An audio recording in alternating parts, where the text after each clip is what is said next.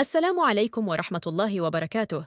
تترقب الجماهير المغربية والعاشقة لكرة القدم الإفريقية موعداً مهماً يجمع بين فريق الجيش الملكي المغربي وفريق ريمو ستارز النيجيري في مباراة إياب الدور التمهيدي الأول المؤهل لدور المجموعات من دوري أبطال إفريقيا 2024-2025،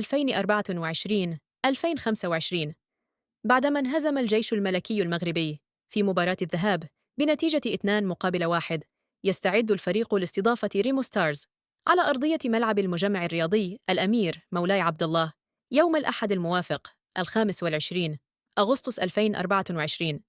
المباراة ستنطلق في تمام الساعة 9 مساء بتوقيت المغرب، 10 مساء بتوقيت السعودية بإذن الله. وسوف يتم نقل هذه المباراة المنتظرة عبر قناة الرياضية المغربية لتكون جماهير الجيش الملكي على موعد مع إثارة جديدة ودعم فريقها لتدارك الهزيمة والعودة في النتيجة للتأهل لدور المجموعات في دوري الأبطال. قبل أن نودعكم لا تنسوا وضع لايك للفيديو والاشتراك في القناة وتفعيل زر الجرس ليصلكم كل جديدنا. نراكم في الحلقة القادمة.